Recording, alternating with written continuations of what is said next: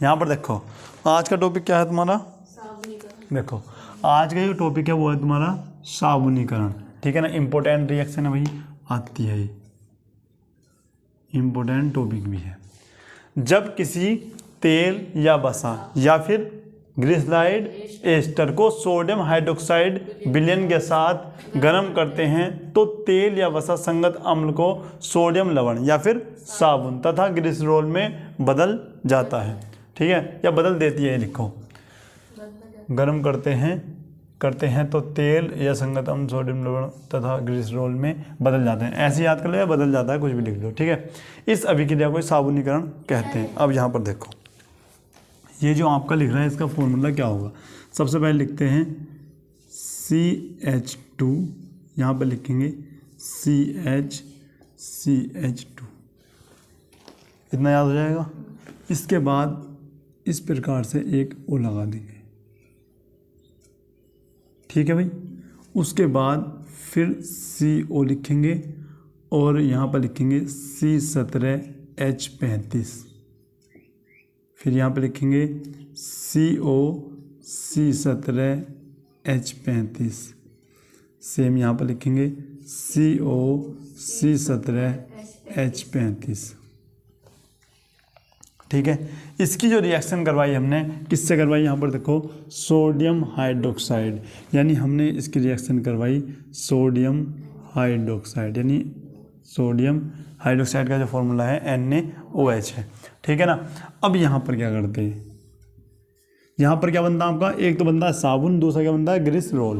देखो उसके बाद यहाँ पर देखो विलयन के साथ क्या करा था भैया, गरम।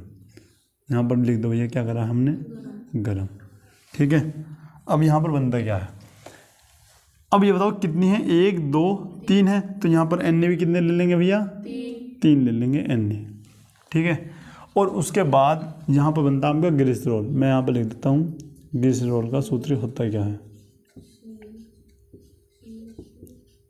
इसके पीछे अगर OH लगा दिया जाए तो ये ग्लिसरॉल हो जाता है। ठीक है भाई, और प्लस में क्या बनेगा तुम्हारा, यहाँ पर देखो ये जो बचा है, क्या बचा भैया इसके बाद, ये तो आपका इतना तो गया। ठीक है, और यहाँ से H गया, तो यहाँ से आपका बचता है C17H35, यहाँ पर लिखता हूँ देखो C17H35 COONA। ठीक है, और ये कितने बचेंगे भैया, 3। ये हो गया आपका किसका सूत्र, साबुन का। ठीक है, ये क्या हो गया आपका ग्लिसरॉल।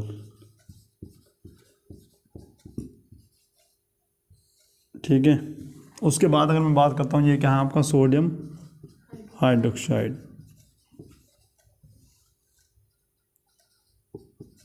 हाइड्रोक्साइड का ये फॉर्मूला हो जाता है आपका।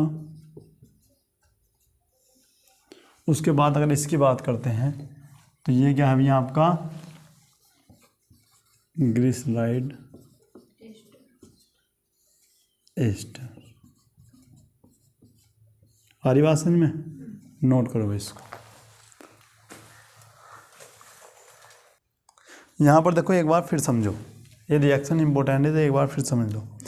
सबसे पहले हम क्या लिखेंगे, तेल या वसा का जो भी होगा अपना सूत्र। ठीक है, क्या है भैया, याद करने की ट्रिक क्या है, CH2 लिखेंगे, फिर CH लिखेंगे, फिर यहाँ पर आप CH2 लिखेंगे। इतना पक्का हो गया। ठीक है, उसके बाद यहाँ पर इस प्रकार से O लिखेंगे, तीनों में हमने यहाँ पर O लिखा। याद रखना बीच में CH2 नहीं है, CH है केवल, इतनी बात याद है।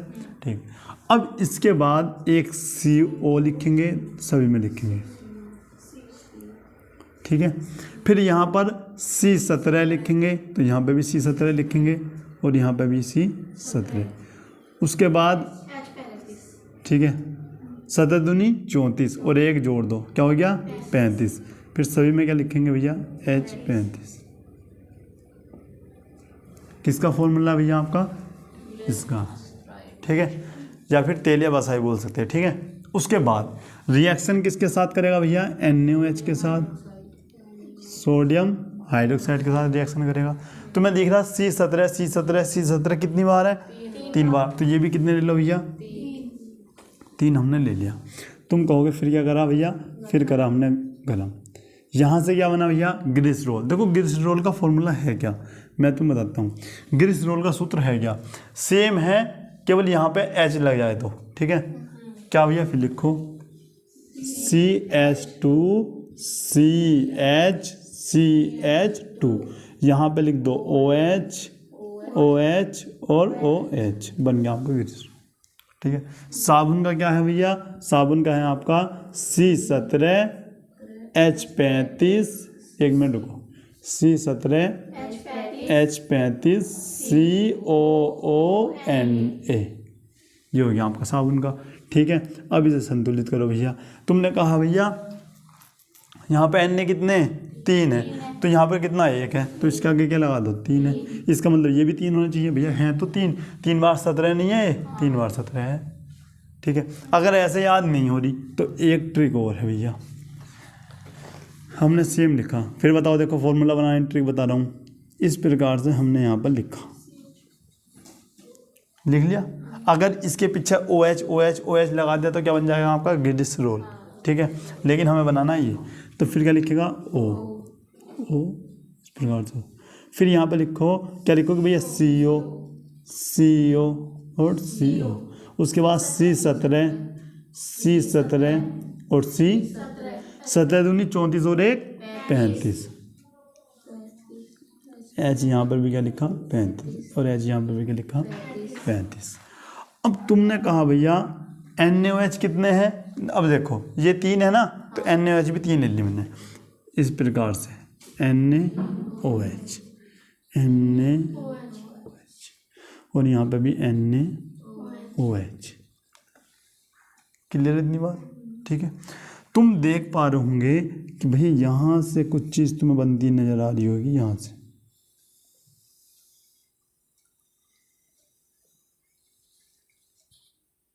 अब देखो CH2 CH2, अगर मैं OH यहाँ पर जोड़ दूँ, ये OH ही तो बच रहे, ये अगर चिपक जाए मैं इसके साथ, तो ये बन जाएगा नहीं बन जाएगा?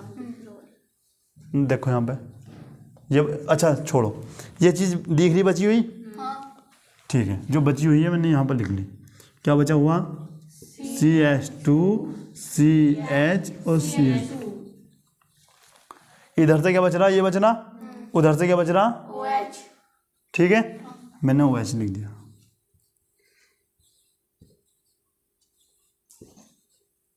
प्लस। आई नहीं बात समझ में? अब यहाँ पर देखो, यहाँ पर क्या बना? C17 H35 C17 H35 C17 H35 C, और कितने वो हैं? 2। अब यहाँ पर देखो C17 H35 लिखो, C17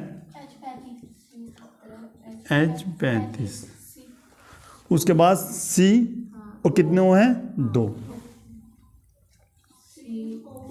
और O, और यहाँ से क्या बनना आपका? N। देखो बनना है नहीं बनना? C17 H35 C17 H35 C है, कितने O है भैया? 2 हैं। Na कितना है? 1 है, 1। ठीक है, और ये कितनी बार हो रहा काम? 1 2 3, तो यहाँ पे क्या लगा दो भैया? 3। अब आगे बात समझ में? 2 बार घर जाया करना, याद हो जाएगी। ठीक है, नोट करो। यहाँ पर देखो, अब क्या आता है? अच्छे साबुन की क्या क्या विशेषताएं हैं? ठीक है, क्वेश्चन में क्या आता है? देखो, साबुनीकरण की विधि लिखिए। ठीक है, उसकी रासायनिक समीकरण भी दीजिए, और कोई 2 विशेषताएं भी बताइए। ये पूरा क्वेश्चन है। ठीक है ना?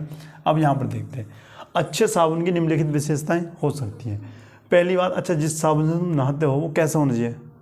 कठोर होना चाहिए, मजबूत होना चाहिए, मुलायम होना चाहिए ना, चिकना होना चाहिए, और कैसा होना चाहिए?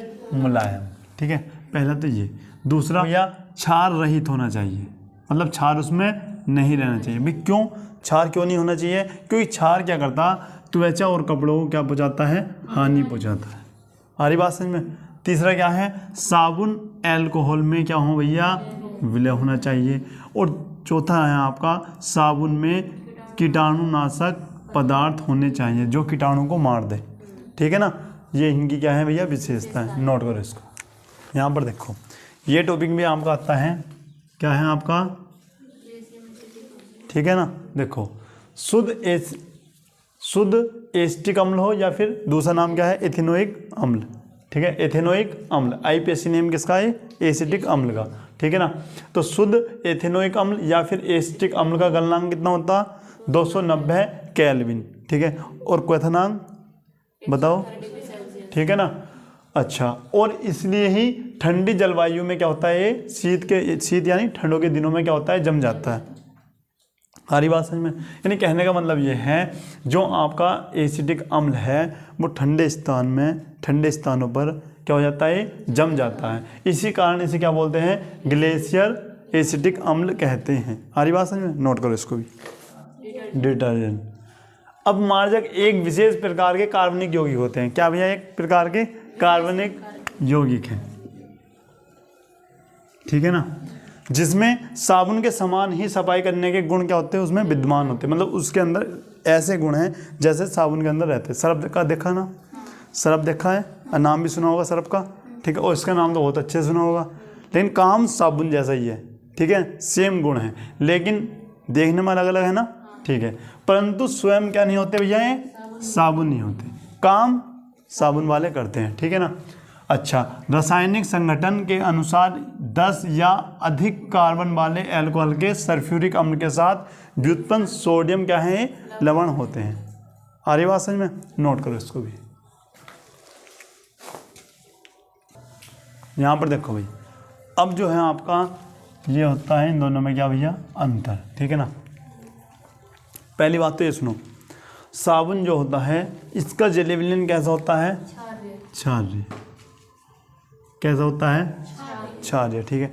और अभी तुम्हें क्या बताया था कि अगर भैया आपका साबुन क्षार्य होगा तो वो क्या दिक्कत करेगा, स्किन यानी त्वचा को और कपड़ों के लिए क्या होगा, हानिकारक, बताया था भाई। सीधी सी बात है, जब ये साबुन क्या होता है, इसका विलयन क्या होता है, क्षार्य होता है, तो सीधी सी बात है कोमल, जो आपके कोमल रेशों के कपड़े हैं उसको साफ करने के लिए इसका प्रयोग किया जाएगा या नहीं किया जाएगा, बताओ, किया जाएगा या नहीं किया जाएगा, नहीं किया जाएगा। आ रही बात समझ में, क्यों, क्योंकि ये क्या है भैया, क्षार्य, ये उदासीन